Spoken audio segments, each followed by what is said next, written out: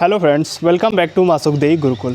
Myself Pundarik Mishra and today we will discuss about future perfect tense. So आइए दोस्तों देखते हैं सबसे पहले हम इसकी पहचान, हम इसको कैसे पहचानेंगे कि सबसे पहले हम लोग यहाँ पर देखेंगे लिखा हुआ है इसकी पहचान चुकेगा, चुकेगी, चुकेंगे। मतलब जिस भी सेंटेंस के लास्ट में चुकेगा, चुकेगी, चुकेंगे ये सब शब्द आते हैं तो हम ये समझ जाएंगे कि वो है फ्यूचर परफेक्ट टेंस।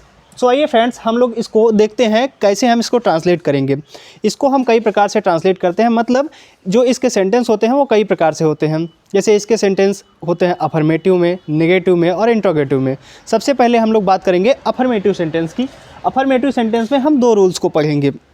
इसका जो पहला रूल है इसमें लिखा गया है जिसमें केवल एक काम पाया जाए। मतलब फ्रेंड्स समझिए, कोई भी सेंटेंस हो अगर उसमें सिर्फ एक काम पाया जाए तब हम उसको कैसे ट्रांसलेट करें, उसके लिए एक फार्मूला है। उसमें सबसे पहले सब्जेक्ट, फिर विल हैव या शैल हैव। फ्रेंड्स यहाँ पर बात आई विल हैव और शैल हैव की, तो हम लोग सबसे पहले ये समझ लेते हैं कि विल हैव का प्रयोग कहाँ करते हैं और शैल हैव का प्रयोग कहाँ करते हैं। फ्रेंड्स जो शैल हैव है इसका प्रयोग हमेशा आई और वी के साथ किया जाता है और विल हैव का प्रयोग सभी के साथ किया जाता है। मतलब आई और वी को छोड़कर जितने भी सब्जेक्ट्स हैं वो सिंगुलर हो या प्लूरल, सभी के साथ विल हैव का प्रयोग किया जाता है, जबकि आई और वी के साथ शैल हैव का प्रयोग किया जाता है। उसके बाद हम लोग लिखेंगे वर्ब की थर्ड फॉर्म को, फिर ऑब्जेक्ट को, फिर अदर को लिखेंगे। एक एग्जाम्पल के द्वारा हम इसको समझते हैं कि कैसे ट्रांसलेट किया जाए। एग्जाम्पल में लिखा गया है वह 2 बजे तक अपना पाठ याद कर चुकेगा। देखिए फ्रेंड्स यहाँ पर लास्ट में आया चुकेगा, तो हम इससे समझ जाएंगे कि यह है फ्यूचर परफेक्ट टेंस का सेंटेंस। और उसके बाद अब हम इसमें देखेंगे सिर्फ एक कार्य पाया जा रहा है, मतलब वह 2 बजे तक सिर्फ अपना पाठ याद कर चुकेगा। एक कार्य हो गया, इसलिए हम इसको फर्स्ट रूल के अकॉर्डिंग ट्रांसलेट करेंगे। फर्स्ट रूल में लिखा है सबसे पहले सब्जेक्ट, तो हम लोग सब्जेक्ट की इंग्लिश लिखते हैं। सब्जेक्ट है इसका वह की इंग्लिश ही। अगर यहाँ पर चुकेगी होता तब यहाँ पर ही के जगह पर हम लोग सी का प्रयोग करते। ही के बाद इसके साथ हेल्पिंग वर्ब विल हैव का प्रयोग होगा, क्योंकि शैल हैव आई और वी के साथ प्रयोग होता है।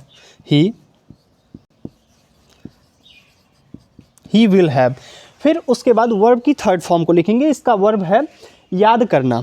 याद करने की इंग्लिश होती है लर्न और लर्न का थर्ड फॉर्म होता है लर्नड। लर्न और उसके बाद ऑब्जेक्ट, फिर अदर को लिखेंगे। अब यहाँ पर बात आई वह अपना पाठ याद करा है, तो वह के साथ अपना की इंग्लिश हिज होती है और पाठ की इंग्लिश लेसन। और कब तक? 2 बजे तक, तो बाई 2 o'clock।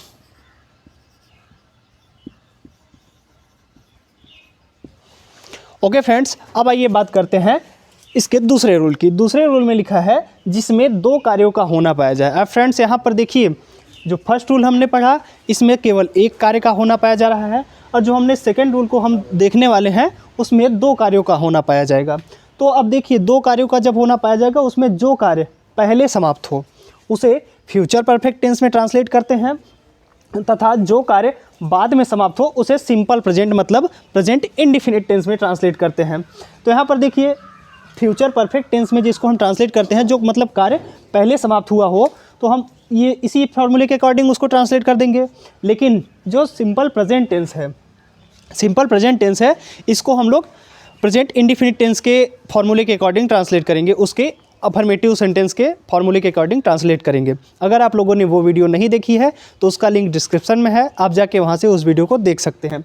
अब आइए उसी के अकॉर्डिंग हम लोग देखते हैं, इस एग्जाम्पल को ट्रांसलेट करके देखते हैं।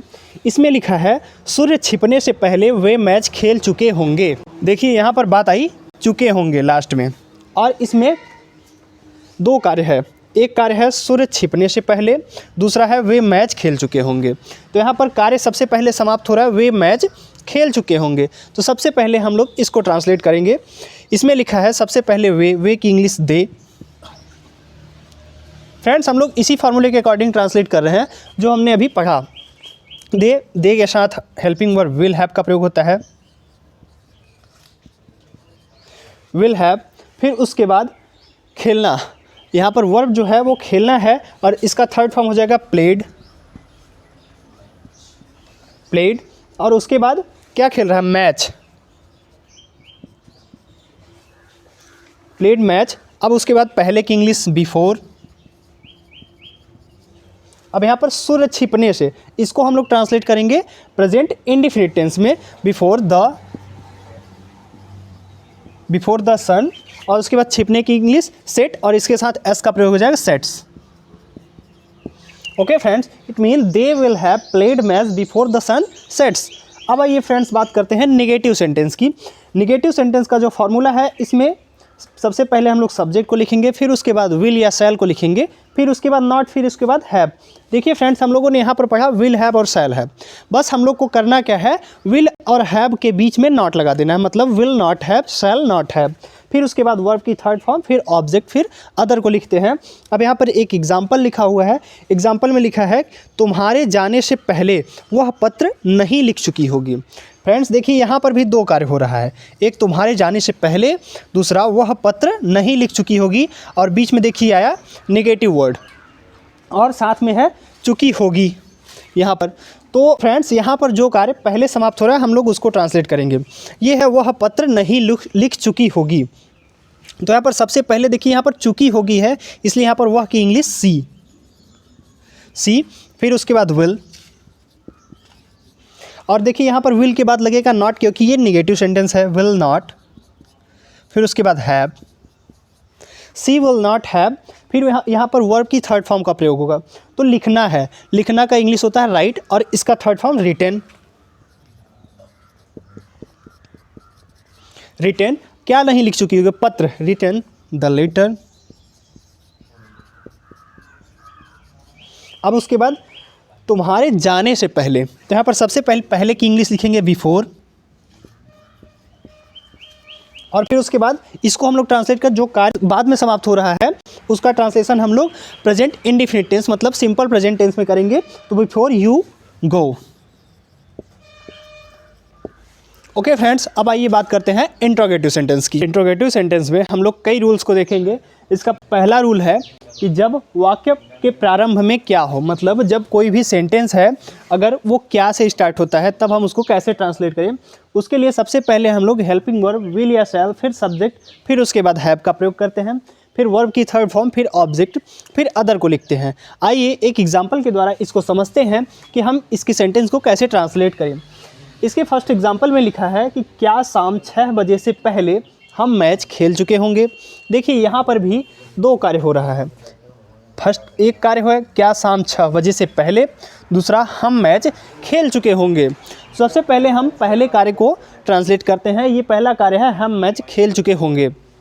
तो सबसे पहले विल या शैल, तो हम के साथ हमेशा शैल का प्रयोग होता है। तो सबसे पहले शैल, फिर उसके बाद सब्जेक्ट, इंग्लिश सब्जेक्ट है हम, तो इसकी इंग्लिश वी, फिर उसके बाद हैव, फिर उसके बाद वर्ब की थर्ड फॉर्म। यहाँ पर खेलना है तो खेलना की इंग्लिश प्ले, और इसका थर्ड फॉर्म प्लेड,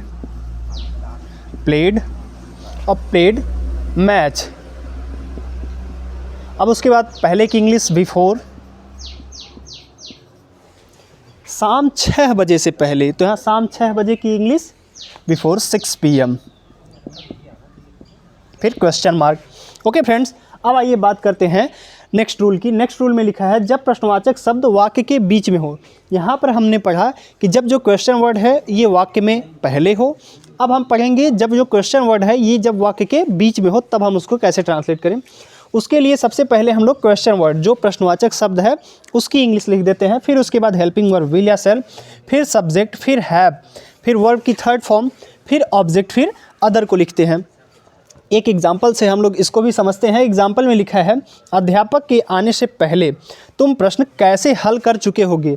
देखिए यहाँ पर जो क्वेश्चन वर्ड है कैसे, ये सेंटेंस के बीच में आया, जो कार्य पहले समाप्त हो रहा है उसमें। तो सबसे पहले हम लोग कैसे की इंग्लिश लिख देते हैं हाउ। फिर उसके बाद यहाँ पर जो सब्जेक्ट है ये है तुम के साथ हेल्पिंग वर्ब विल हैव का प्रयोग होता है, तो हाउ विल। फिर उसके बाद सब्जेक्ट की इंग्लिश यू, फिर उसके बाद हैव, फिर उसके बाद वर्ब की थर्ड फॉर्म का प्रयोग होता है। तो यहाँ पर वर्ब जो क्रिया है ये है हल करना, तो इसकी इंग्लिश होती है सॉल्व, और इसका थर्ड फॉर्म होगा सॉल्व्ड, सॉल्व्ड। फिर उसके बाद क्वेश्चन, सॉल्व्ड, क्वेश्चन। फिर उसके बाद पहले की इंग्लिश बिफोर, और यहाँ पर जो कार्य बाद में समाप्त हो रहा है ये है अध्यापक के आने से पहले। तो यहाँ पर अब लोग हम इसको किस में ट्रांसलेट करेंगे, इसको ट्रांसलेट करेंगे सिंपल प्रेजेंट टेंस में, मतलब प्रेजेंट इंडेफिनिट टेंस में। तो यहाँ पर अब हम लोग लिख लेते हैं अध्यापक इंग्लिश बिफोर द टीचर,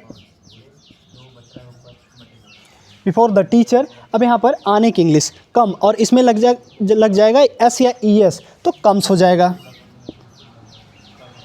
और फिर क्वेश्चन मार्क। ओके फ्रेंड्स, अब यहाँ पर हम लोग बात करेंगे इसके लास्ट रूल की। इसके लास्ट रूल में लिखा है इंट्रोगेटिव सेंटेंस के नेगेटिव होने पर सब्जेक्ट के बाद नॉट लगा देते हैं।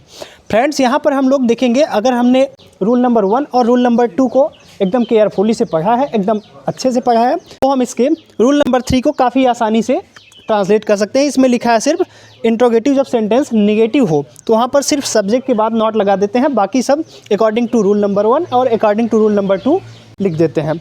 जैसे यहाँ पर फॉर्मूला है, इसमें विल, शैल, फिर सब्जेक्ट, फिर हैव। यहाँ पर देखिए जो निगेटिव सेंटेंस रहेगा, इंट्रोगेटिव में निगेटिव सब जुड़ा रहेगा, तब वहाँ पर सब्जेक्ट के बाद यहीं पर नॉट लगा देंगे, बाकी सब same to same rule number 1 और रूल नंबर 2 के अनुसार रहेगा। ओके फ्रेंड्स, आई होप ये सारी बातें आप लोग को समझ में आई होंगी। अब मिलते हैं आपसे नेक्स्ट वीडियो में। Thanks for watching this video.